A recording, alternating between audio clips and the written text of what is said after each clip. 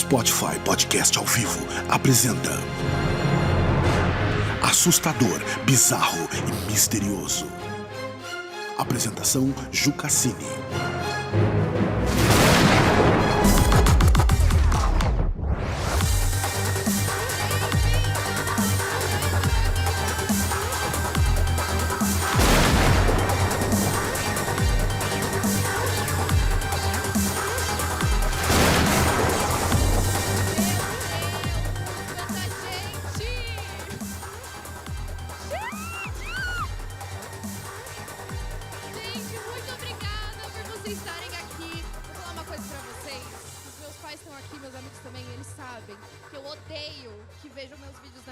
Eu fico tipo, pelo amor de Deus, eu não quero ouvir a minha voz. Então, assim, de estar aqui fazendo um episódio com tanta gente olhando, eu fiquei meio, eita. Mas ao mesmo tempo eu fiquei tipo, e se ninguém for? Então, tô muito feliz. Obrigada pela presença de todos vocês. Eu queria começar, eu prometo que não vai ter enrolação, tá? Eu vou só falar algumas coisinhas de como que vai funcionar o episódio. Eu fiquei sabendo que vocês receberam umas plaquinhas aí, tá todo mundo com plaquinha. E nas plaquinhas, se vocês repararem, tá escrito bizarro e misterioso, os dois lados, certo? Eu quero que vocês usem essas plaquinhas como um termômetro pra gente hoje. A gente vai estar aqui contando as histórias. Se a história estiver, tipo, tranquila, tal, a plaquinha vai ser o misterioso, numa boa. Agora, se começar a ficar meio tensa, daí vocês viram pro bizarro. Combinado? E, bom, para começar o episódio de hoje, eu acho que a gente pode dar uma aquecida contando uma história. E depois eu vou chamar minha convidada incrível, que eu sei que tem muita gente aqui que tá aqui para ver ela também, que é a Mabê. Então, daqui a pouco a gente vai para essa parte. Mas antes eu preparei uma história que eu acho que seria assim, ideal para fazer esse episódio ao vivo. E, para essa história, eu decidi mudar o nome das pessoas que são parte dessa história, até para deixar um pouco mais brasileira. E aí eu vou contar para vocês sobre o Pedro e a Luana. O Pedro conheceu a Luana quando ele estava ali no fim do ensino médio, começando a faculdade. E assim, ela tinha uns relacionamentos, umas coisas do tipo, não estava muito disponível para ele, mas ele ficou apaixonado logo de cara. E aí, depois de uma perseguiçãozinha, depois dela terminar o relacionamento de novo, quer dizer, terminar o relacionamento também, os dois ficaram juntos, começaram a namorar. Não demorou muito tempo para eles se casarem. A Luana engravidou logo em seguida, eles tiveram a primeira filha. E também estava numa época em que o Pedro estava muito bem no trabalho. Então, ele conseguiu dar uma qualidade de vida melhor para a família. Eles decidiram mudar de casa quando a Luana engravidou do segundo filho. E dessa vez, por mais que ele já tivesse uma filha, o filho era tipo queridinho do Pedro, eles faziam tudo juntos. E eles também decidiram se mudar para uma nova casa.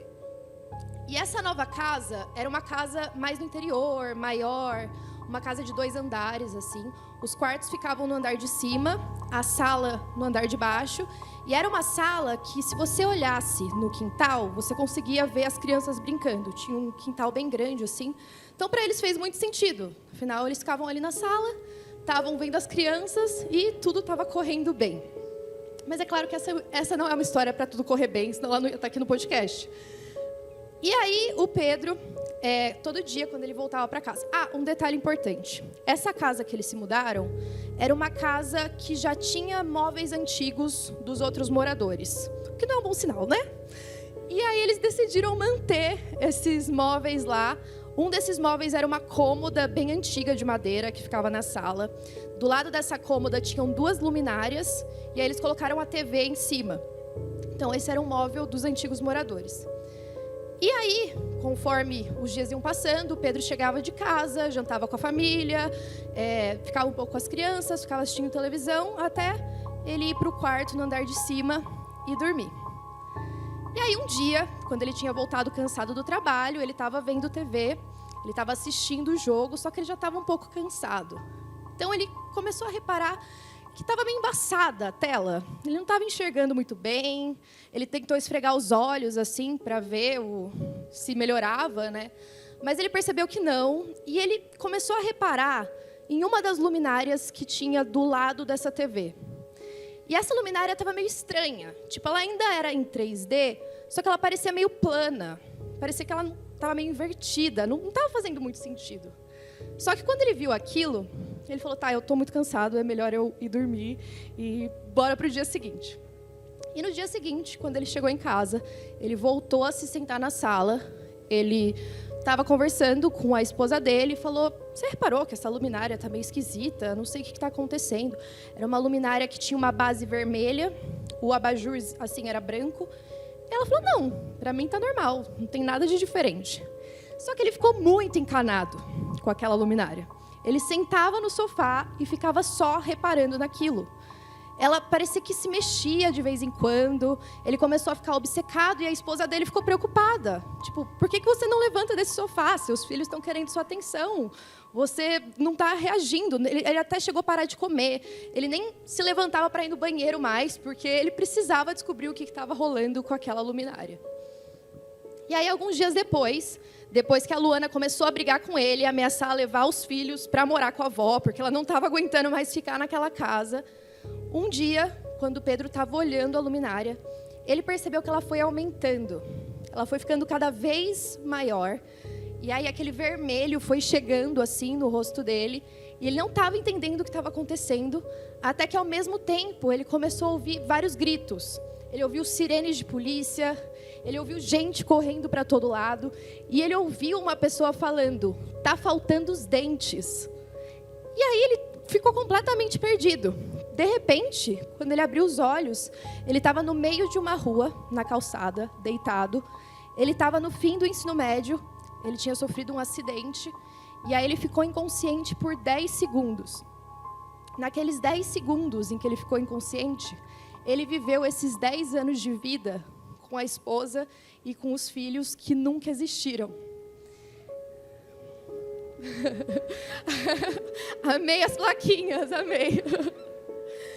E aí o Pedro, depois de algum tempo, ele postou essa história em um fórum, que o título desse fórum era Você já sentiu uma conexão muito profunda com alguém que você viu em sonho e acordou perturbado de saber que essa pessoa nunca existiu?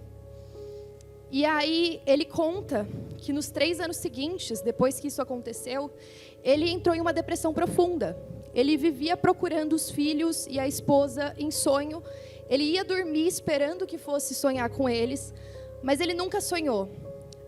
Apesar disso, ele diz, de vez em quando, vê o filho dele de 5 anos, de canto de olho. Ele está sempre com 5 anos e ele nunca conseguiu conversar com ele ou ouvir o que ele tinha para dizer. Bom, essa foi a primeira história. Eu estava esperando muito que eu conseguisse entregar um plot pessoalmente, juro, eu estava, pelo amor de Deus. E aí acho que era uma boa história para a gente aquecer e chamar a minha convidada muito especial, a Mabê, que vai me ajudar a contar uns casos aqui hoje.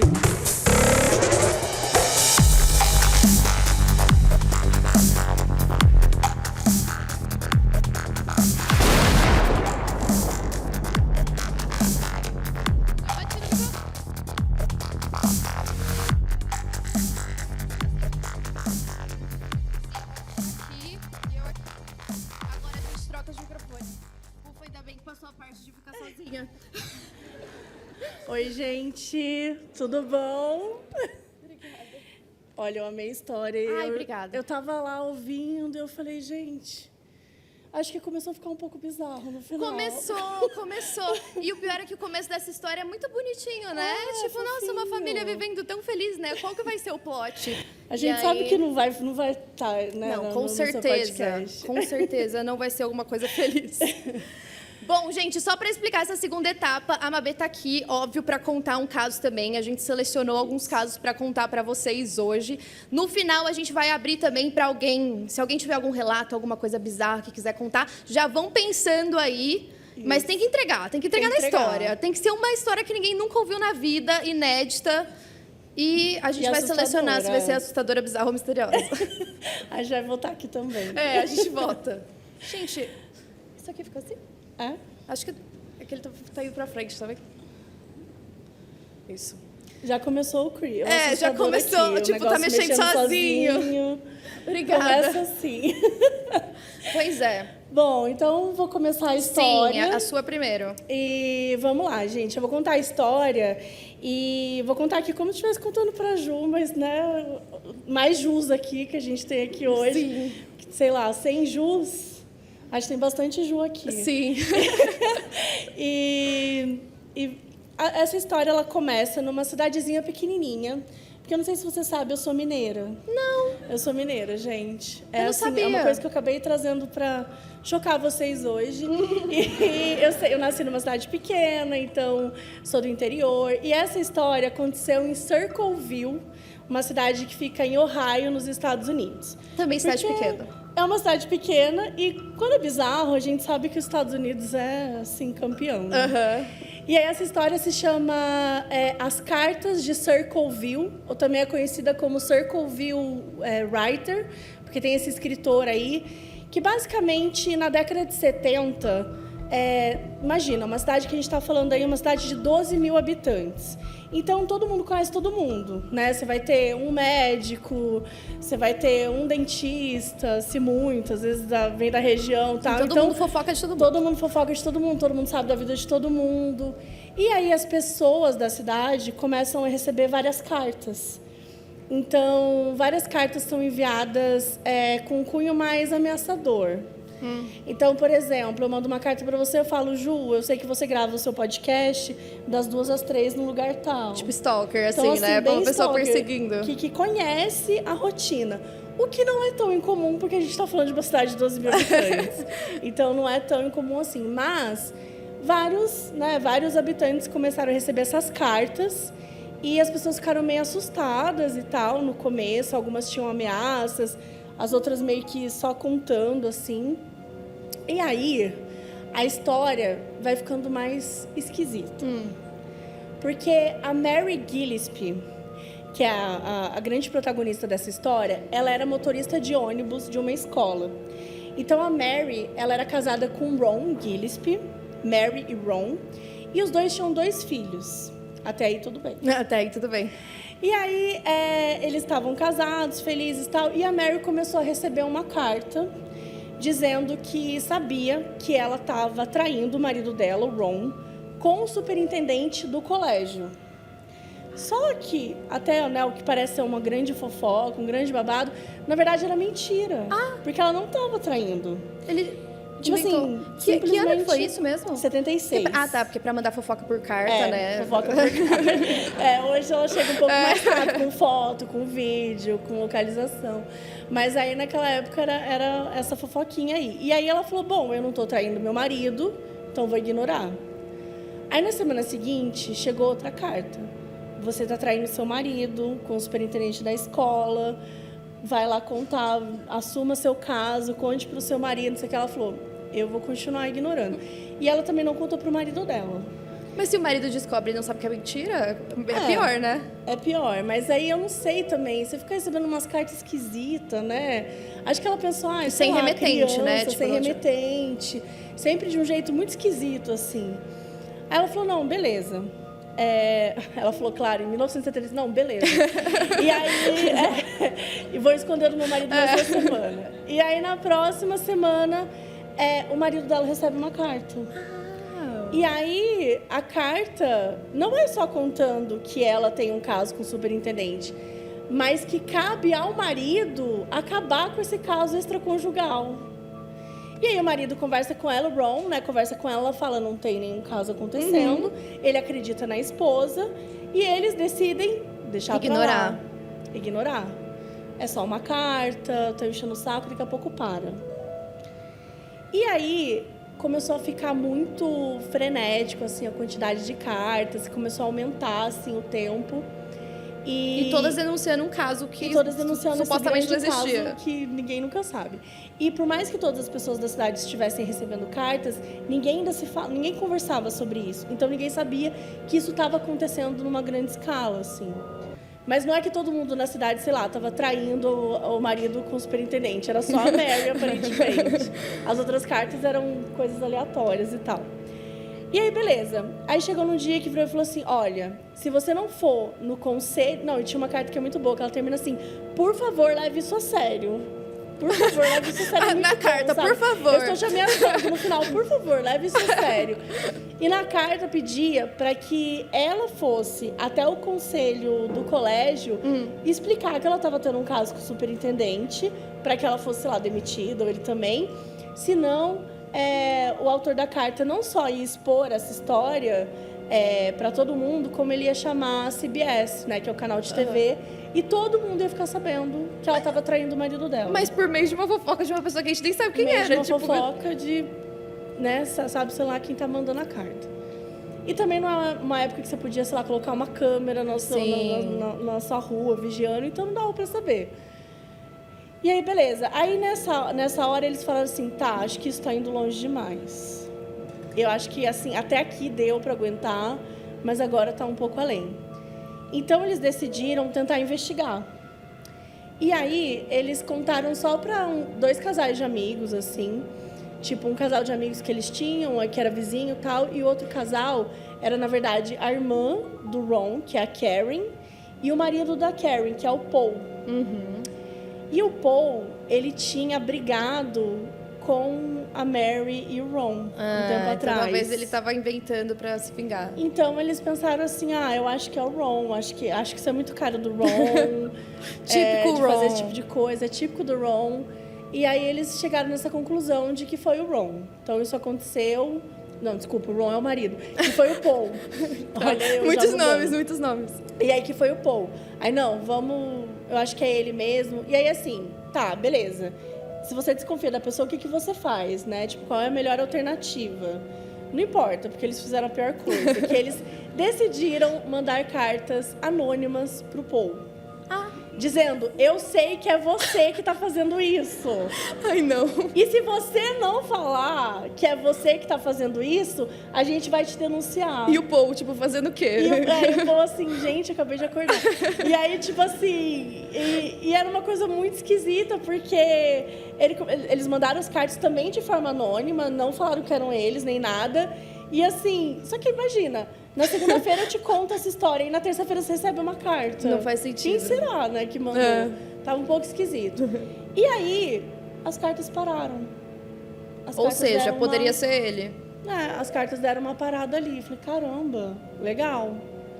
E aí a situação piorou. Melhorou e depois piorou. Por quê? Porque uma semana depois apareceu uma placa enfiada em terra. Com a fofoca, né? Com a fofoca. E a fofoca tinha mudado. A filha da Mary, do Ron, de 15 anos, tinha um caso com o superintendente da escola.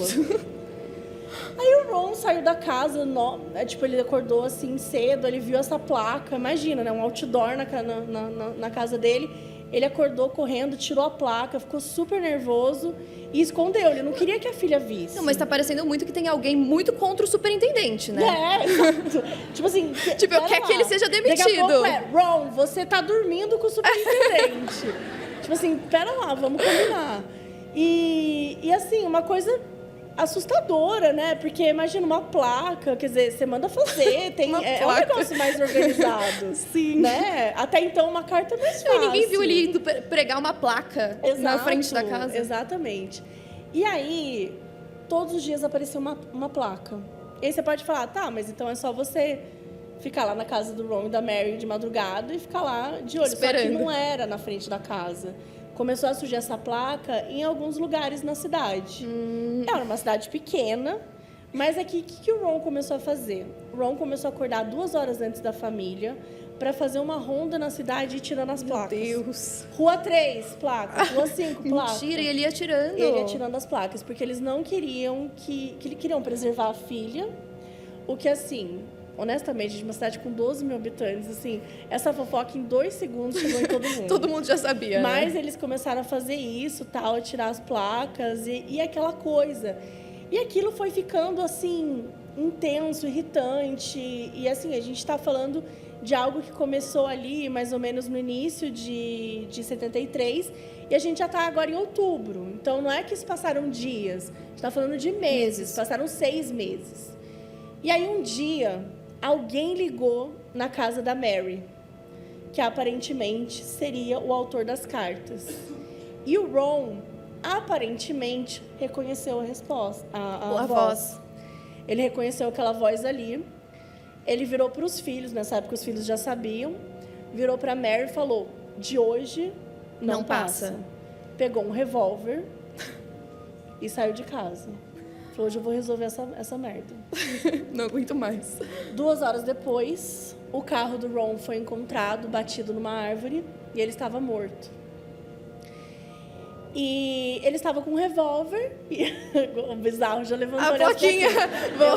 Eu diria que já ficou um pouco... Já deu pra mudar pro bizarro. Mas é isso mesmo, realmente a coisa ficou um pouco esquisita. E aí a polícia foi fazer a perícia ali. Lembrando também que é uma perícia numa cidade de 12 mil habitantes nos anos 70. A gente sabe que é uma perícia bem levinha. Bem ruim. Mas fizeram ali a tal da perícia e, num primeiro momento, não, é óbvio que ele foi assassinado, né, gente? Pela Essa história pessoa, toda talvez. acontecendo e tal. E a pessoa que ligou, ela teria dito que estava de olho no carro dele. O que não faz sentido ele ter saído com o carro dele para ir atrás da pessoa. Meu, tudo errado. Tipo, não foi a melhor coisa mais inteligente do mundo. Mas, assim, vou passar um pouco de pano pro Ron, que ele tava há meses, né? Não, ele tentou fazer alguma coisa, né? Tava meio desesperado, mas também o que ele ia fazer com o revólver, né? Então é meio complicado. Mas vamos lá. É isso, ele foi encontrado morto, a polícia fez a perícia, no primeiro momento não, realmente, ele foi assassinado. E aí, aparentemente, a polícia tinha um suspeito que não se fala na história, mas a gente sabe que é o Paul, não é mesmo? Porque não tem muito pra onde correr. E fizeram um teste de polígrafo com o Paul. E o Paul passou. Que também, Porque o teste de polígrafo não significa nada. porra nenhuma. Mas nos anos 70, a polícia Era achava válido. que, né? Até hoje, né? Muitas Sim. vezes é dito como alguma coisa relevante. Não é, gente. O teste de polígrafo, ele mede o quanto a pessoa tá nervosa ou não. Se você pegar uma pessoa ansiosa, coloca o teste de Não vai polígrafo passar em mim. nunca. Acabou, fudeu. Vai estar lá em cima. Você matou 10 pessoas, matei. Meu Deus, que? Quando? Sabe? Então, assim, pessoas ansiosas não tem como fazer tem como teste de passar, não polígrafo. tem como passar. Ainda mais quando você está sendo acusado de um crime Exato. que envolve, sei lá, um homicídio. Então, mas o Paul passou. Olha Ele só. tava tranquilo, O Paul então. tava tranquilo. Tava tranquilo, ele falou, sou inocente, não fiz nada. E assim, o carro tava batido. Aí eles fizeram a perícia ali na arma e tal, e ela tinha dado um tiro. Só que assim, pra onde esse tiro foi, né? E por que E deu dentro um do tiro? carro? Não dá pra saber onde estava a bala, onde que foi, a coisa toda. Então tava tudo muito esquisito. Bom, já faz muito tempo que tá tudo muito esquisito. Mas ficou assim, né, por isso mesmo. O Ron faleceu, e aí a família finalmente ficou em paz, parou de receber carta. Só que não, as cartas continuaram. Mesmo depois da morte do pai, as placas continuaram e tudo continuou. E a gente até agora tem uma bomba para contar. A Mary começou a namorar com o superintendente. Mas minha mãe tá até levantando a plaquinha do bizarro ali. Será que aquela fofoca era mentira mesmo? Gente, dizem que o negócio não acontecia antes. Mas, gente, imagina, todo mundo da cidade já tava desconfiando. Sim, o marido mas já vamos, morreu, né? com todo respeito, mas o marido já morreu. Sim. Tipo assim, tá todo mundo falando, todo mundo já acha que isso tá acontecendo. Eu acho que a história em si já deu uma Juntou o último ao aproximada agradável. neles, né? Já deu uma aproximada neles. E é muito melhor do que o relacionamento com a filha, gente, pelo amor de Deus. Sim, tem 15 de anos, idade, é. né? Que isso não era nem normal. Com a mãe, tudo bem. Aí, beleza. Eles começaram aí, aparentemente um relacionamento, vida que segue. 8 anos depois, pula 8 anos, cartas ainda rolavam de vez em quando. Por 8 anos? Placas, por 8 anos. Mas mais leve, assim, também não era assim todo dia que as pessoas têm coisa pra Até fazer, porque não tinha mais né? fofoca, né? A mãe já tava com o não tinha superintendente, muito- acabou. Exato, tá com o superintendente, acabou. E aí, aquela coisa toda, aí um dia a Mary tá dirigindo lá no ônibus dela, de boa, continuou no trabalho dela, tava numa estradinha, e ela viu uma placa da filha dela, porque isso continuou, né? Continuou a As história placas de que a pela filha cidade. namorava, tinha um caso com o superintendente. ela viu uma placa e naquele dia, 8 anos depois, foi o dia de fúria da Mary. A Mary falou, não, hoje não. 8 hoje anos essa deu. merda não. Hoje eu não vou passar por essa placa e vou continuar minha vida. Hoje eu vou destruir essa placa. Ela pegou, parou o ônibus, desceu do ônibus, batendo o pé assim na estrada de terra, que não dá nem pra ouvir, batendo lá o pezinho dela e falou assim, eu vou tirar essa merda daqui. E aí ela pegou, arrancou a placa. Niki, ela arrancou a placa, ela ouviu um barulho esquisito. Aí tinha uma caixa acoplada na placa. E essa caixa tinha uma espécie de... Como eu vou explicar? Tinha uma espécie de... Tinha alguma coisa ali feita, tinha uma pistola dentro, de maneira que quando um fio saísse, quando alguém abrisse essa caixa, ela ia a disparar. pessoa levava um tiro. A arma disparava e levava um tiro. Por sorte da Mary, isso foi feito por uma pessoa muito amadora. Então, não funcionou. Ela abriu, não levou nenhum tiro, mas ela viu que tinha um mecanismo ali, viu que tinha alguma coisinha. Aí ela assustou, falou, pera, estão tentando me matar. Né? E eu já acho que estavam tentando matar há muito tempo, mas enfim. Só agora? Aí ela levou pra polícia. Aí a polícia pegou e... essa pistola, né, ela tem um número de série, pistola e tal, pra você saber de quem que é, você consegue identificar e tudo mais. E tinham tentado apagar o número de série de uma forma muito amadora. Tipo, sei lá, Bombril. Sabe? Dá uma passadinha assim, acho que deu. Mas não dá, é uma coisa que fica gravado, é muito difícil. E a polícia conseguiu rastrear. E pra surpresa de ninguém... Era do Paul. Era do Paul. A arma era do Paul. E aí a polícia foi até lá e falou, vou prender o Paul. E o Paul falou, não sou eu. A arma foi roubada. Nessa época, o Paul e a Karen estavam separados. Porque a Karen comprou a versão do Paul e disse que ele era inocente na época, tal, não sei o quê, mas aí, 8 anos depois, se separaram, vida normal. E a Karen estava de namoradinho novo, feliz, enfim. E aí o Paul falou, não fui eu. Só que, gente, tava difícil. Tava difícil pro Paul. Porque tinha toda essa desconfiança, né, de tempos, era a arma dele, então a polícia prendeu e ele foi a julgamento por homicídio.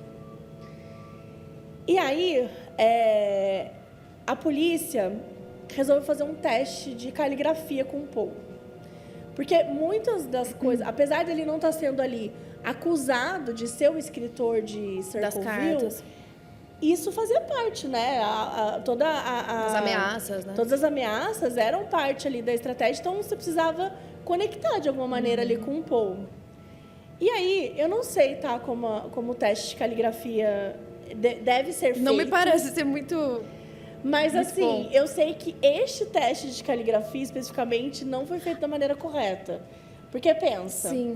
Eu peguei uma carta e dei aqui pra você. Aí eu falo assim, Ju... Copia. Foi isso que ele falou. Copia a letra. Aí eu pego assim, olha, gente, a Ju... Foi a Ju que fez? Olha aqui. Ela. Tá com a letra igual. Mas você mandou ela copiar. Tipo assim, não faz sentido. E aí foi isso que a polícia fez. Ficou batendo, tipo assim, vai, faz aí, escreve aí. Não tá igual, escreve aí. Aí na hora que tava igualzinho, né, entregou pro especialista. A especialista de caligrafia falou, então, mas que não é bem assim o negócio. Mas parece que não é, parece que isso aqui não é muito assim. E eu acho que isso aqui não vai resolver nada e nem vai valer nada no tribunal. E aí não valeu nada no tribunal. O Paul tinha um álibi para a maior parte do dia, mas ele não estava no trabalho. O chefe dele chegou a dar o depoimento, né? A Mary contou tudo que ela passou, o horror com o Ron e tudo mais. E o chefe do Paul falou, olha, ele não foi trabalhar naquele dia. E aí ficou essa história, né? E aí o Paul foi condenado por ser o responsável. Por ser pela tentativa de homicídio da Mary. Não foi condenado... Pela morte do marido dela. Pela morte do Ron. E nem foi condenado por ser o escritor. E aí, gente, o Paul foi preso. É óbvio que as cartas pararam, né? Não. As cartas... Quero plaquinhas de bizarro levantada. As cartas não só não pararam, como o Paul começou a receber as cartas. Na E prisão. assim, na cadeia. E aí, imagina, você tá lá preso, ele tava num solitário, porque assim, foram investigar, falaram, não, então essas cartas estão sendo escritas por ele. Mas como, gente? O homem tá preso. Ele tá E mandando aí pra ele foi, mesmo. né? Porque algumas das cartas, acabei não comentando sobre isso, mas algumas das cartas que eram enviadas ali no início, algumas tinham selo de cidade, assim. Mas isso não diz nada, né? Tipo, você vai na cidade vizinha, você pega um selo e tal. Então, algumas das cartas tinham um selo ali de Ohio, de alguma cidade e tal, mas nenhuma tinha do selo da prisão, porque você não consegue, entre aspas, assim, dentro dos meios legais, mandar uma carta da prisão sem um selo. Sabe? Uma carta anônima da prisão, em várias cartas anônimas da prisão. E pra você mesmo, é meio esquisito. Ó, toma essa carta que me entrega na quinta-feira. Tipo assim, não tem como, sabe? Então, assim, ele tava recebendo. Podia ser gente imitando, a gente pode pensar em várias coisas. Mas o fato é que o Paul recebia as cartas. Quando ele foi tentar, ele passou bem, assim, na prisão, tipo, bom comportamento e tal. E aí, quando ele estava elegível para poder sair na condicional, eles brecaram, porque falaram, você tá mandando as cartas. Só que não tinha como ele tá mandando as cartas. Mas sim, eles usaram esse argumento para manter ele na prisão, falando, não, se você continua mandando as cartas, como é que eu vou tirar você daí, né? E aí isso foi utilizado. Um grande surto. Um grande surto. E as pessoas, na época também da prisão dele, algumas pessoas da cidade receberam cartas dizendo que o xerife estava manipulando para prender o Paul. E ficou todo assim, esse imbróglio aí acontecendo. Aí o Paul saiu da prisão, se não me engano, em 2009. Ele abriu um blog e ele contou toda a versão dele, toda a história dele. Ele, até hoje não, porque ele morreu, mas eu vou contar, vou chegar lá. Até então. Mas até então ele manteve a história dele de que ele era inocente. O xerife, um tempo depois, contou que o Paul disse para ele que tinha escrito entre 30 e 50 cartas, mas isso é o que o xerife falou, não tem nenhum relatório que comprove isso, e o Paul nunca disse isso, mas que ele teria escrito de 30 a 50 cartas das que foram enviadas lá na delegacia. E aí tem aquele programa que é Unsolved Mysteries, que tem nos Estados Unidos, que ele era super famoso, a linha direta deles, né? E aí, nos anos 90, eles gravaram essa história, porque o caso ficou muito famoso, né? As cartas de Circleville, o escritor de Circleville, e aí eles gravaram esse episódio. Nem o xerife nem a Mary quiseram dar depoimento. A Mary também é uma vítima de tudo isso. Acho que nem queria se envolver com nada disso. Ela deu depoimento, eles não deram depoimento. E aí, enfim, foi pro ar em 94 e a produção recebeu uma carta. Ai, meu Deus. Tá? Ninguém então, aguenta assim, mais. O negócio continuou rolando. Aí agora, eu tenho que pegar aqui a ajuda dos universitários, porque um jornalista começou a estudar essa história mais recentemente. E esse jornalista tem uma teoria. Ele tem uma teoria de que três pessoas são os escritores de Circleville. Alguém escreveu e o resto copiou. Não, Começou. são 3 pessoas mesmo, assim, tipo... Até porque chegou no momento que as cartas, elas viraram uma desculpa. Porque pensa, tá rolando isso na cidade, então todo mundo sabe que existe. Eu sou sua vizinha. A Ju fica gritando até meia-noite. Por que eu vou chegar pra ela e vou falar, ai, Ju, fala mais baixo. Vou mandar uma carta pra ela? Vou meter o louco nela, entendeu? Falar assim, Ju... Uma carta anônima ainda. Uma carta anônima. Falar assim, olha, eu sei onde você mora. E se você continuar fazendo muito barulho aí pra incomodar a galera, vou fazer tal coisa com você. E você nunca vai saber que sou eu. Então as pessoas começaram a usar isso também. Quando elas queriam dar um sustinho em alguém...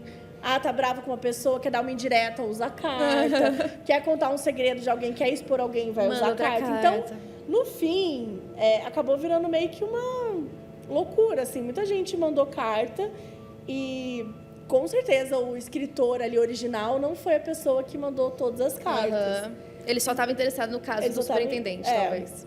E talvez nos da cidade também. E aí, o que esse jornalista, que ele se chama Martin Yount, ele se debruçou sobre o caso, ele investigou todo mundo. Quando ele entrevistou, o Paul morreu em 2012, mas ele chegou a falar com o Paul antes e tal. E a teoria dele, que são 3 pessoas e nenhuma delas é o Paul. Por quê? Porque tem uma teoria não, tem uma das testemunhas, lá no dia do julgamento, diz que antes, era um outro motorista de ônibus, antes da Mary encontrar a placa, ele tinha feito o mesmo trajeto, e ele tinha visto um homem com um carro com El Camino amarelo. Aparentemente é um carro bem famosinho por aí, que é bem específico, e que esse carro estava parado. E este homem, na hora que o motorista passou, assim, o homem meio que deu uma virada assim de lado, tipo, não vou deixar ele me reconhecer nem nada, mas que ele tinha ali, conseguiu ver como é que ele era fisicamente, mais ou menos. E quem tinha o El Camino amarelo e as características físicas batiam com o que essa testemunha disse, era ninguém mais, ninguém menos que o novo namorado da Karen. A irmã do Ron. A ex do Paul. A ex do Paul. Então, este jornalista tem... Uma das teorias dele é que a Karen é uma das escritoras. A outra teoria dele é que o filho do superintendente é um dos escritores. Que sabia do caso do pai, estava querendo que o caso terminasse. Odeia muito o pai, né? Porque ficou enchendo o saco. E que o outro escritor seria um colega da Mary que era apaixonado por ela. Então, assim, a questão é que agora vocês vão ficar com raiva de mim. Não tem resposta. A gente não tem uma resposta. E a história acabou aqui. Foi isso. A gente não sabe se o Ron morreu com a batida. Misterioso. Se ele atirou, em quem ele acertou. E se ele bateu, será que algum carro estava seguindo ele, sabe? Fez ele Porque bater. não tem nenhuma testemunha que tem isso. Quem que mandava as cartas para Mary? A Mary e o superintendente realmente namoravam. E o Paul nessa história? Ele realmente é inocente? Ele pagou ali... Foi preso injustamente. E, gente, as cartas simplesmente ficaram aí... Imagina, começou em 76.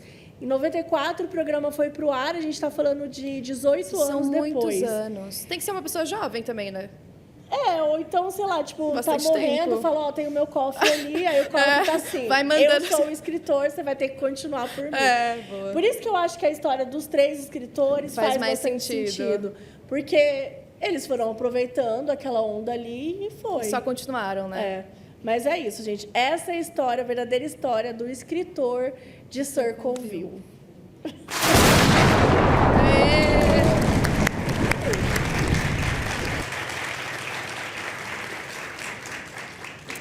Bom, gente, eu escolhi uma história, e a história que eu escolhi envolve uma celebridade que não é o Diddy, que eu sei que tem um monte de gente me mandando mensagem aí pra falar desse caso. Mas é o Post Malone. Precisaria de umas 3 horas. Não, né? nossa, pelo amor de Deus, né? Tem muita coisa. Mas é do Post Malone, porque aconteceu uma coisa bizarra com ele, só que essa coisa bizarra aconteceu por conta de uma história muito longa e muito louca, com várias controvérsias. Então, eu achei que ia ser a história perfeita. Porque tudo que aconteceu com o Post Malone foi um episódio daquela série Ghost Adventures, que é de um cara que chama Zach Bagans. O Zach, ele tem um museu em Las Vegas, que é um museu onde ele coloca vários itens assombrados de investigações paranormais que ele vai fazer. E um dos itens que tem no museu dele se chama Caixa D-Book. E aí, tem um episódio que o Post Malone participa, aleatoriamente, né? Porque o que o Post Malone tá fazendo no Ghost Adventures? Mas aí ele vai, e aí essa caixa, ela é uma caixa de madeira, assim, é tipo uma caixa de vinho. Ela tem uma portinha assim, mas ela fica fechada. E em volta dela tem um negócio de vidro para você não tocar nela. E aí, no episódio, que o Zack vai lá, ele tira o vidro, toca na caixa. E aí, o Zack toca na caixa e o Post Malone toca no ombro dele. E aí, a partir disso, depois de um tempo, o Post Malone foi num podcast contar o que tinha acontecido com ele. Mas antes de eu contar o que aconteceu com ele, eu vou contar a história da caixa. Bom, essa caixa D-Book é uma expressão, é meio folclórica, assim, mas supostamente seria o espírito de uma pessoa pecadora que morreu, né, óbvio. E aí depois ela vaga pela eternidade buscando uma pessoa para possuir. Essa é a definição do Dybbuk. É tipo um Aladim do terror. Você esfrega a Basicamente lâmpada, ele vai te isso, assombrar. exato. É um gênio do mal. E aí, o que aconteceu? Tudo começou com um cara chamado Kevin Menes. O Kevin, ele tem uma loja que ele restaura móveis antigos. Então, ele vai a um monte dessas feiras de garagem para comprar esses móveis, restaurar e colocar para vender. E aí, um dia ele estava viajando pela Europa. Diz ele que encontrou uma feira de garagem de uma mulher que a avó dela, ela tinha falecido. A avó dela, ela viveu na Segunda Guerra Mundial, né? Ela sofreu bastante nessa época, conseguiu escapar e tal. E aí ela estava vendendo os itens da avó, agora que ela tinha falecido. E aí ele encontrou essa caixa, que parecia uma caixa de vinho. Ele achou muito bonita, foi perguntar para ela da caixa. E aí ele perguntou o valor e tal. E ela ficou meio esquisita, assim. Ela ficou com uma cara meio estranha. Ele falou, não, é um item seu de herança, eu não preciso comprar, tipo, não quero. Ela, não, agora que você pegou, você vai levar sim. Tipo, Você vai tira isso levar, daqui. o valor é esse, você me paga e leva pra longe, não quero mais ver essa caixa, só que não abre, nunca abre essa caixa.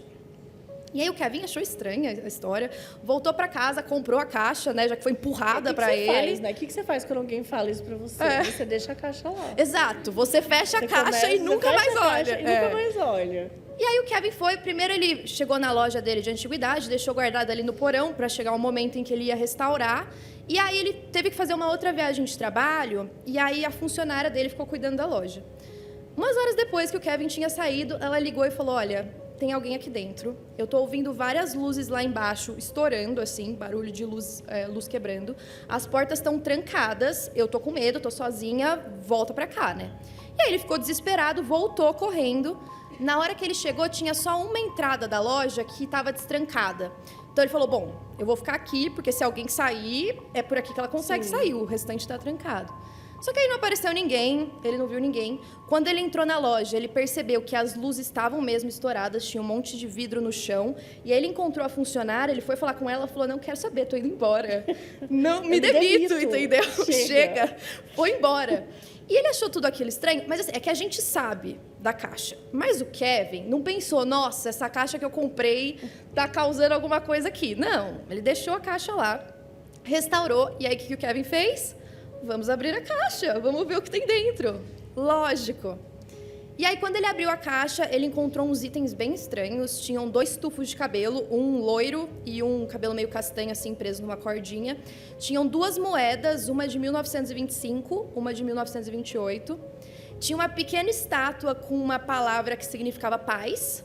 E tipo uma vela e uma rosa seca. Vários itens aleatórios, assim, que ele não entendeu. E aí ele restaurou a caixa e falou, vou dar de presente pra minha mãe. Meu Deus! Tão bonita a caixa, né? Caixa de vinho e tal. E aí, assim, eu não sei se foi uma grande coincidência do destino. A mãe dele já era bem velhinha. E aí, quando ele deu a caixa de presente, ela acabou de receber o presente, abriu a caixa também, né? Vamos abrir a caixa. E ela infartou. Você acredita? Ela infartou. Só que ela teve... Coitada. O infarto... Ela estaria viva até hoje se não fosse essa caixa. Não, mas ela não morreu. Não, ela não morreu. Tipo, ela ela não morreu. Não morreu. Então tá bom. Ela teve um infarto, ela perdeu a habilidade de falar por um tempo, foi assim, pesado, mas depois voltou. E aí, de acordo com o Kevin, nesse tempo que ela não conseguia falar, ela só conseguia apontar para as letras, para formar frases e tal, ela falou que aquela caixa era maligna. De acordo com o Kevin, né? A mãe falou, tá, enfim. Que é um fanfiqueiro também, né? Pois é. E aí, tá, daí a mãe não ficou com a caixa, óbvio, né? Mas até então ele também não estava percebendo muito se era a caixa que tinha feito alguma coisa. A mãe dele já era mais velha, talvez foi só uma coincidência do destino. E aí o Kevin foi lá e deu de presente pra irmã a caixa. Ele odeia a família dele. Ele odeia. Não, ele ficar com a caixa não queria, né? Ele tava repassando. E aí a irmã dele recebeu a caixa e ela reparou que ela tava sentindo um cheiro estranho na casa dela. Ela sentiu um cheiro de jasmim, tipo, bem de flor, assim. E o marido dela sentiu um cheiro de urina de gato. Que é quase igual. Quase igual, quase a mesma coisa. E aí eles dormiam e desde então eles tiveram uns pesadelos meio estranhos. Eles sonhavam que eles estavam andando com alguém do lado deles, um amigo, uma pessoa conhecida. E aí, de repente, essa pessoa se transformava em algo horrível e aí eles acordavam desesperados. E aí eles falaram que tudo isso começou depois que a caixa foi para casa deles, devolveram para o Kevin. E o Kevin não descansou. Ele tentou dar de presente para a namorada, ele deu de presente para o amigo. Até que teve um momento que ele ficou com a caixa em casa. E ele começou a experienciar as mesmas coisas. Ele também teve pesadelos, ele também sentia esse cheiro. Ele falou, quer saber? Eu vou vender a caixa. E aí ele foi vender a caixa no eBay. E no que ele foi vender, aí ele contou toda essa história. Comprei na venda de garagem, a mulher é sobrevivente da Segunda Guerra Mundial, ela falou que não podia abrir a caixa, eu abri. E aí, como a gente pensa... Todo mundo ficou longe dessa caixa. Não. Tiveram várias pessoas, assim, tentando comprar a todo custo. Sabe que você vai no eBay, você vai dando lances, né, pra comprar. E aí, nem a gente tava falando aquele dia das bonecas, né, que tinha uma venda de garagem, que era assim, uma caixa do lado que era bonecas, $20. Aí do lado, bonecas possuídas, $50. Quer dizer, você paga mais caro pela possuída, Pois é. As Possuída, pessoas estão fazendo dinheiro esquisito. com isso. E aí, ele colocou no eBay, e quem se interessou foi um estudante universitário, que adorou a história, comprou, e aí ele queria mostrar nas festas, tipo, olha a caixa que eu tenho, não sei o quê. E aí ele levou a caixa embora. E aí, quando ele levou a caixa, ele também fez um blog, porque ele falou, eu vou contar no blog tudo que está acontecendo comigo enquanto eu tô com essa caixa. E aí ele também fez a mesma coisa, levava em festa, mostrava para os colegas, sabe, uma grande conquista. E ele começou a sentir as mesmas coisas, o cheiro. Ele falou que ele sentia como se tivesse algum inseto picando o olho dele. Tipo, às vezes sangrava um pouco, umas coisas muito estranhas, os sonhos. E aí ele também desistiu da caixa, colocou à venda de novo. E quem comprou foi um professor universitário que ficou... Da universidade desse cara que comprou do Youssef. O nome dele é Jason Hexton. E ele comprou para estudar. Ele falou, não é possível que uma caixa tem alguma coisa que está acontecendo algo. Então, ele comprou e aí ele foi fazer a investigação dele. E ele também relatou todas as mesmas coisas, até que essa história viralizou e quem ficou sabendo disso foi o Zach Bagans, do Museu Assombrado. E aí teve uma negociação entre esse último dono e o Zach, dele comprar a caixa para expor no museu dele. O valor nunca foi revelado, a gente não sabe por quanto ele comprou. E esse caso ficou tão famoso que ele foi inspiração de um filme que eu não sei se vocês já assistiram. É um filme que chama Possessão. Se vocês não assistiram, eu não assisti, mas falam que é meio ruinzinho, então eu não vou recomendar. Mas ele foi inspiração desse filme e o Kevin... E o Jason, o último dono, os dois eles deram eles ajudaram a escrever o roteiro do filme. E aí, quando eles fizeram o filme, eles falaram que no final das gravações, uma luz neon estourou e todos os itens que eles tinham comprado para fazer o filme queimaram num incêndio misterioso. Meu Deus. Então, até no filme rolou alguma coisa assim. E aí, assim, agora tem várias versões, né, do que aconteceu. Porque dizem que o Jason foi tentar colocar um fim no que tinha dentro da caixa, que estivesse possuída, que eles fizeram vários rituais e tal. Só que aí, de repente, o Jason falou, gente, não é mais uma caixa, são 3.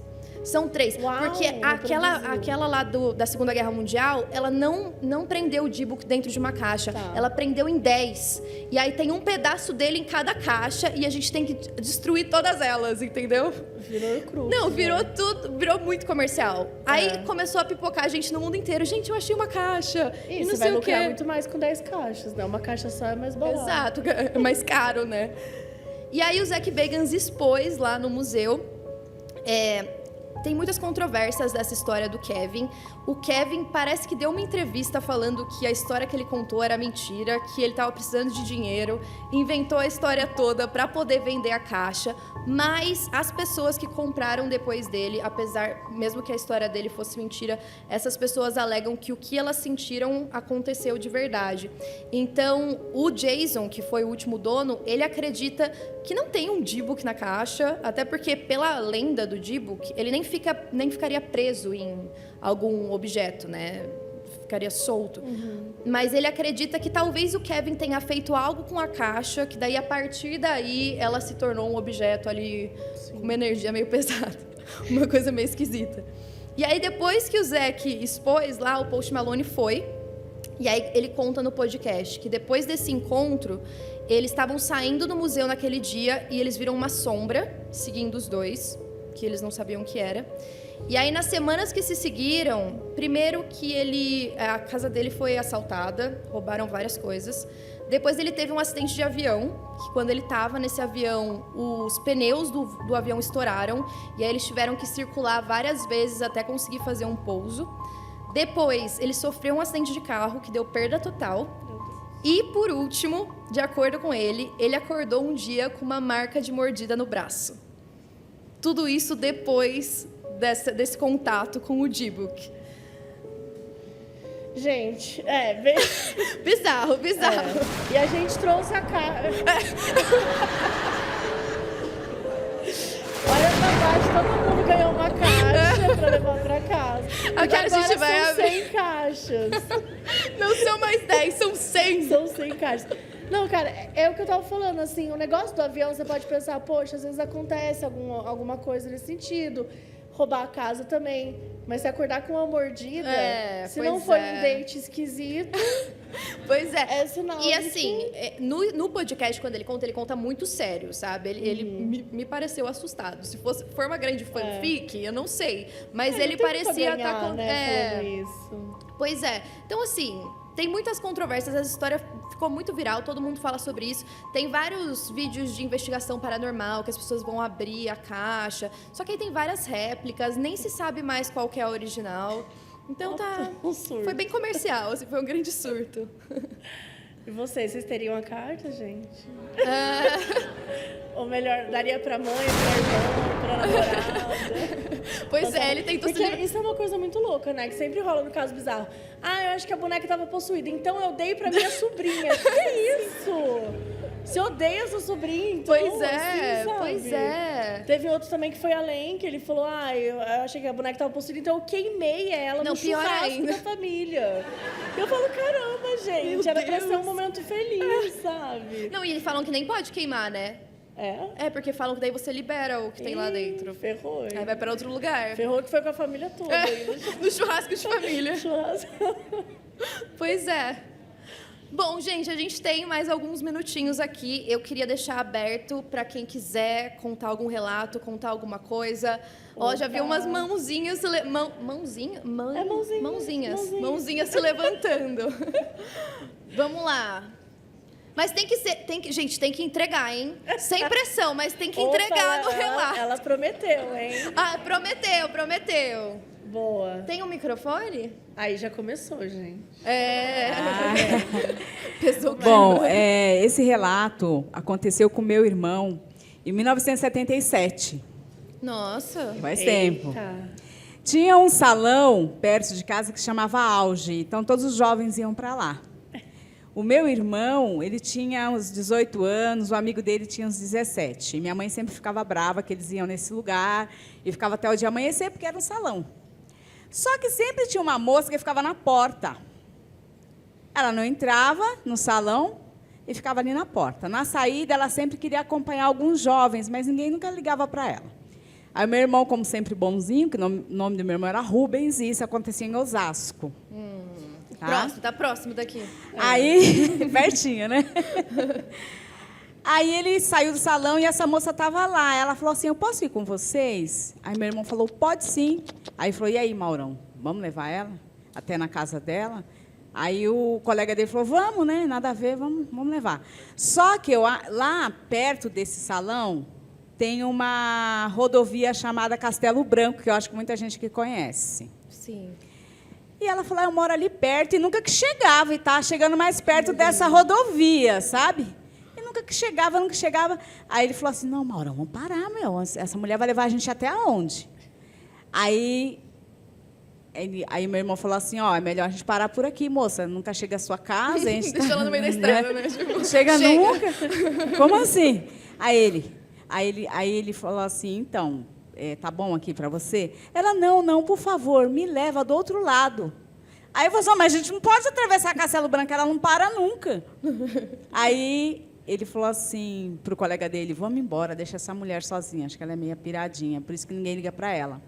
Aí o colega dele falou assim, não, eu vou levar ela. Aí segurou na mão dela. Só que ela começou a puxar a mão do amigo do meu irmão para atravessar a rua. A rua não, a Castelo Branco. Castelo Branco. E ele foi, não querendo ir. Ela falou, tá bom, então, tchau. Atravessou. Na hora que ela atravessou a Castelo, o caminhão pegou ela de cheio. Aí meu irmão pôs a mão na boca, ficou assustado. Bizarro, o colega bizarro. dele também, né? Bizarro. O caminhão passou, a mulher lá do outro lado. Meu Gente, Deus. até... Foi isso que aconteceu. E o meu irmão, hoje, ele não se encontra mais aqui, porque ele foi assassinado por um amigo dele, né? Bizarro. Bizarro. E foi um caso verídico, né? Que aconteceu de verdade. Essa é a minha história. Meu Deus. Meu nome é Patrícia, tá? Entregou. Entregou. Bom, gente, ela entregou. Sim, Entregou. sim.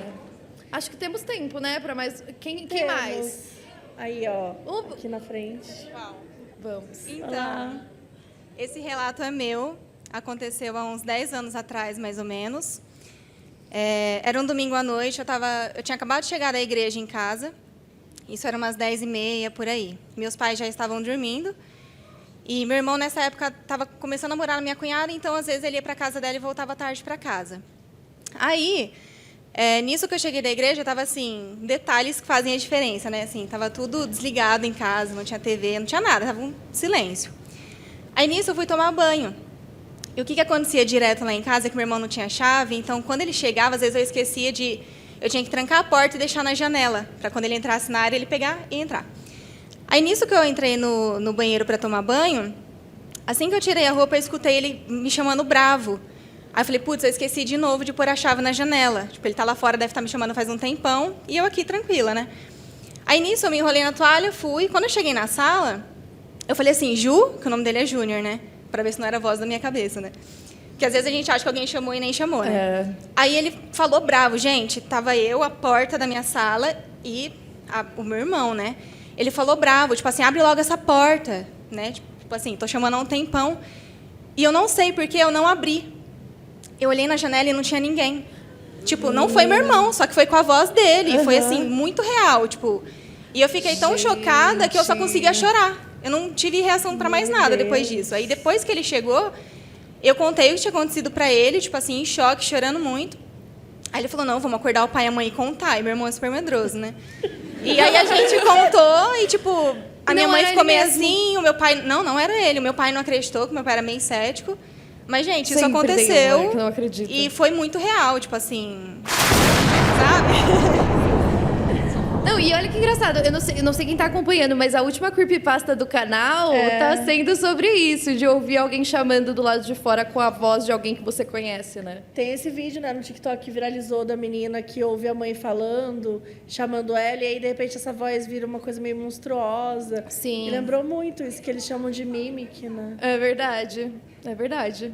Entregou. Pois é. Alô? Oi? Bom, é um relato que rolou comigo. Eu sou do Rio de Janeiro, né? Eu moro no Rio de Janeiro.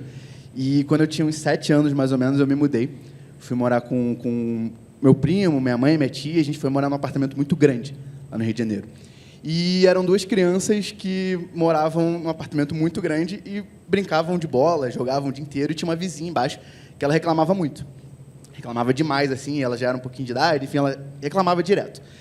Bem, crescemos, paramos, obviamente, de jogar futebol dentro de casa, enfim, coisa. E aí, ela ligou um dia do nada e pediu pra gente parar de jogar bola de novo. Tipo assim, sei lá, 7 anos depois, eu tinha 14 anos. Ligou pedindo pra parar. E aí a gente falou, gente, mas, tipo, falou que o cachorro tava correndo na casa, o cachorro não tava, o cachorro tava comigo no quarto. E reclamou disso, só que a gente nem deu bola, porque ela já era meio senhorinha. Beleza.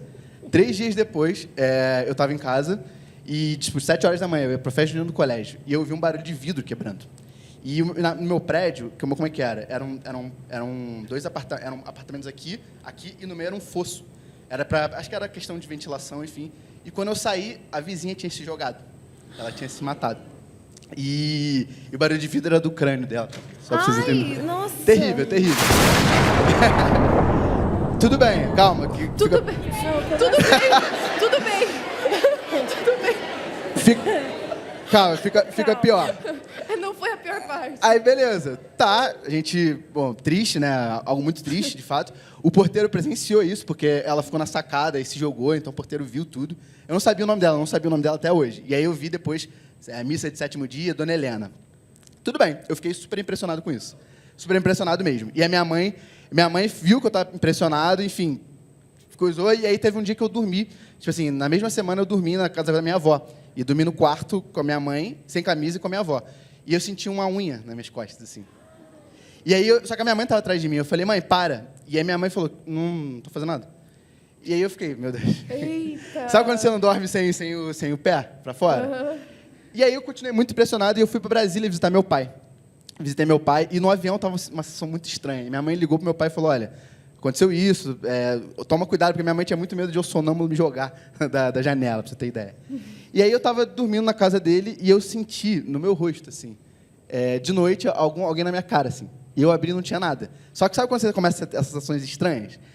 E aí, beleza, eu entendi que eu estava impressionado. Estava impressionado com isso, rolou, beleza, continua. E aí em casa, eu dormia num quarto que tinha uma porta na minha frente, que a porta não era até o fundo, até em cima. Ela tinha um espaço que era para a cozinha. E eu sempre, todo dia não, mas às vezes eu acordava e eu via uma pessoa, sabe quando você olha uma pessoa olhando de cima? E aí você começa a piscar o olho e você vê que não era nada, não é nada. E aí eu falei, tudo bem, eu nunca fui muito coisa disso, só fiquei impressionado, mas beleza. E aí começou a acontecer algumas coisas bem pequenas, tipo, o meu cachorro, ele estava na cozinha e meu primo, ele estava capoeira. E tinha uma corda de capoeira que ele deixou jogada ali. E aí eu ouvi um barulho do cachorro chorando, e o cachorro estava preso. Tipo, não tinha como alguém prender, ele se prendeu sozinho. Eita. E eu achei estranho, mas tudo bem. Tudo bem. Assim, nada... Até aí aí... tudo bem. Foram situações esporádicas que aconteceram, mas nada muito... meu Deus, terrível.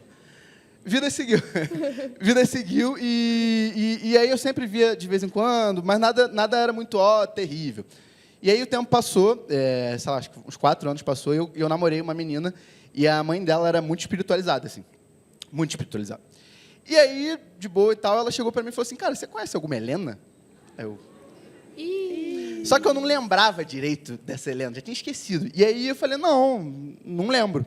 E aí eu comentei com a minha mãe falou, cara, Dona Helena era aquela mulher que faleceu.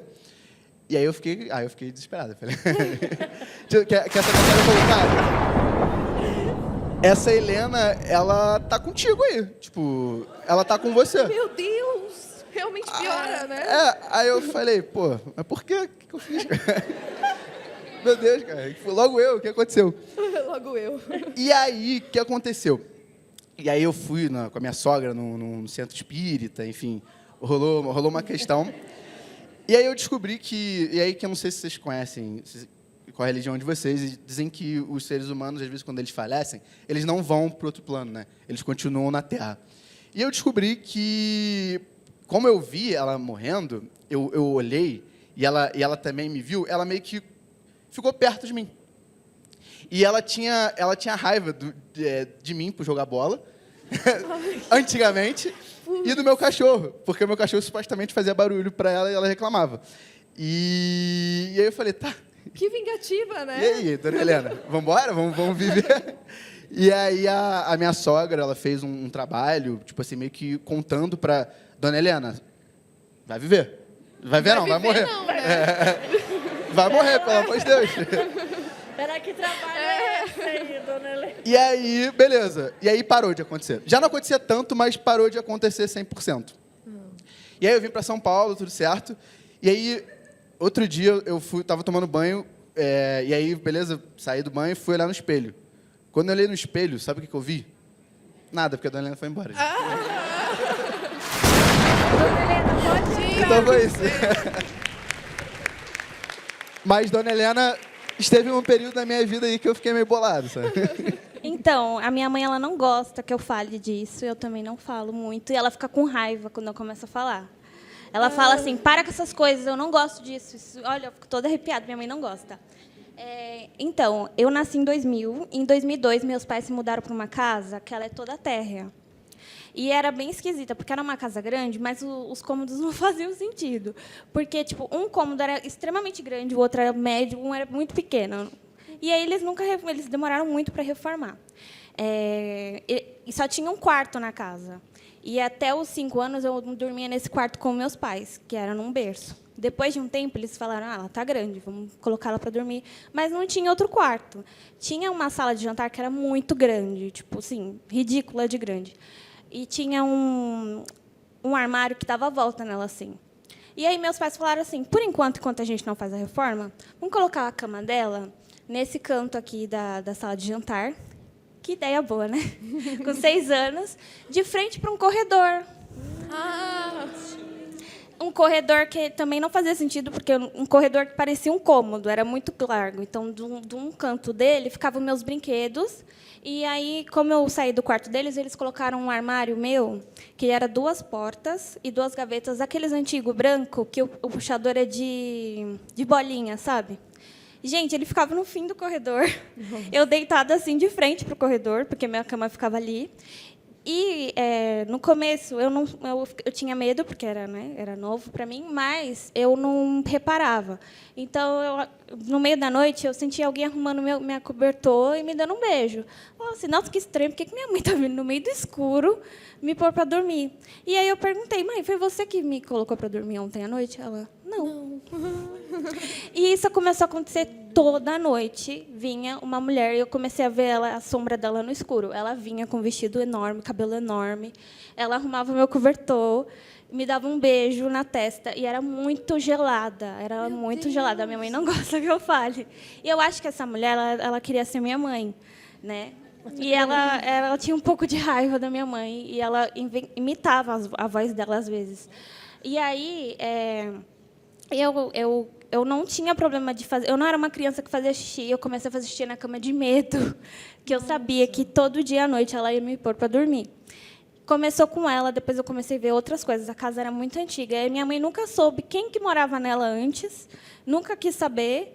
E muita gente morou lá e também falaram que aconteceu um acidente na frente da casa, né, que morreram uns adolescentes. E eu cheguei a ver eles dentro da minha casa. Uma vez eu acordei, porque a minha casa, eu ainda estava dormindo na cozinha, né? Meus pais fecharam a porta e eu ficava lá sozinha. Aí eu acordei no meio da noite e tinha 4 adolescentes em volta da minha cama. Meu Deus. E era tipo normal. Eles estavam com uma aparência assim muito cansada, não sei explicar. Eles estavam muito, eu não sei, eles conversavam entre eles e aí eles falavam assim: "Não, vamos deixar ela, não vai poder ajudar a gente". E eu falava para minha mãe e ela não acreditava, ela não queria saber, ela não queria ouvir. Aí eu chamava os meus amigos para brincar lá em casa. Com o tempo, ninguém mais quis vir lá em casa. Eles viam também? Eles não viam, porque só eu via, ninguém mais via. Mas eles sentiam. Aí minha mãe começou a acreditar porque outras pessoas estavam falando, né? Uma vez a minha amiga Emily, a gente estava brincando nesse corredor que tinha uns brinquedos, e ela sentiu alguma coisa puxar o cabelo dela. Ela nunca mais voltou para minha casa. Pois é. E eu falei, mãe, a Emily não vem mais aqui porque alguma coisa puxou o cabelo dela. Ela, não, você está inventando. Aí eu falei, tá bom, vou chamar ela que ela vai falar para você. Eu já tinha, tipo, uns 8 anos. Aí a Emily falou, tia, eu não gosto de vir aqui porque alguma coisa não gosta de mim e fica puxando meu cabelo. Aí tinha uma outra amiga que vinha também, a gente estava brincando no computador, sabe aqueles de tubo antigo? E tinha uma televisão muito velha. E ela ligou sozinha. A gente tirou da tomada e a TV continuou ligada. Eita! Ela também nunca mais voltou lá em casa. Então, ninguém queria. Aí, minha mãe, ela chamou um pessoal da igreja para orar lá em casa, orar em mim. E ela falava que eu acho que eu via coisa porque eu não era batizada. Ela foi me batizar. Ela preparou tudo, comprou o vestido e tal. E ela não me batizou. Aí, eu pergunto para ela até hoje, por que você não me batizou? Ela, aconteceu uma coisa. Mas você não vai me falar o que é? Não, não toca nesse assunto. Ela não quer falar. Ela não me fala por quê. E eu nunca fui batizada. Aí a minha mãe viu que não estava dando certo, chamou o pessoal da igreja e tal. E vocês ficam falando, por que as pessoas mudam para uma casa mal-assombrada e não vão embora? Gente, não tem dinheiro. Não tem como. Não. Aí, a minha mãe pôs uma placa para vender a casa. Todo mundo que ia lá olhava a casa e não queria comprar, gente. A placa ficou lá, tipo, uns 6, 7 anos. Ninguém comprava a casa. E a casa era bonita, minha mãe deixava tudo arrumadinho e tal. Aí teve uma moça que ela comprou a casa e ela quase desistiu umas 3 vezes e minha mãe nunca falou nada. Aí a gente finalmente saiu de lá e eu espero que ela não esteja sendo atormentada lá dentro também. Igual a gente, porque a gente queria vender a casa e sair, então ninguém falou pra ela o que rolava lá. Enfim. Depois dos 12 anos eu parei de ver, graças a Deus, mas eu ainda sou bem sensitiva. Essa é a história, gente. Complicado. Bom, pessoal, queria agradecer vocês de novo pela presença de todos. Sério, é a primeira vez que eu faço isso e, assim, foi incrível, incrível! Eu amei muito, obrigada pela presença de todos. Fico feliz que não estava vazio. Eu tava, tipo assim, pelo menos meus pais vão. Qualquer coisa. Então, muito obrigada mesmo. Obrigada por acompanharem o podcast e o canal e todo mundo. Obrigada, Mabê, pela presença. E obrigada, Spotify, também pela oportunidade. Fiquei muito feliz. Foi muito legal. Espero que vocês tenham gostado.